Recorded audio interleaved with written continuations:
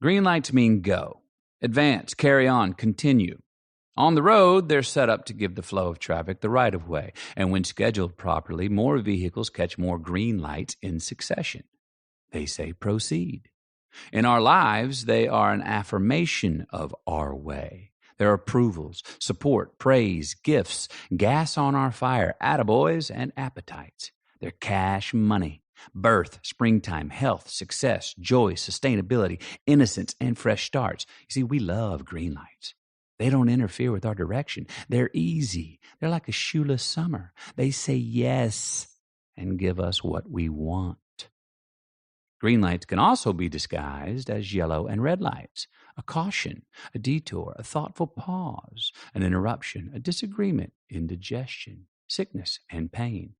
A full stop, a jackknife, an intervention, failure, suffering, a slap in the face, death. We don't like yellow and red lights. No, they slow us down or stop our flow. They're hard.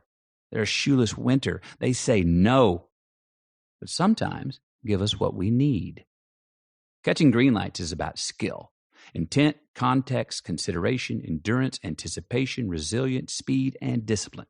We can catch more green lights by simply identifying where the red lights are in our life and then change course to hit fewer of them. We can also earn green lights, engineer and design for them. We can create more and schedule them in our future, a path of least resistance. Through force of will, hard work, and the choices we make, we can be responsible for green lights. Catching green lights is also about timing, the world's timing and ours. When we are in the zone, on the frequency, and with the flow, we can catch green lights by sheer luck because we are in the right place at the right time. Catching more green lights in our future can be about intuition, karma, and fortune. Sometimes catching green lights is about fate. Navigating the Autobahn of life in the best way possible is about getting relative with the inevitable at the right time. The inevitability of a situation is not relative. When we accept the outcome of a given situation as inevitable, then how we choose to deal with it is relative. We either persist and continue in our present pursuit of our desired result, pivot and take a new tack to get it, or concede altogether and tally one up for fate. We push on, call an audible, or wave the white flag and live to fight another day. The secret to our satisfaction lies in which one of these we choose to do when. This is the art of living.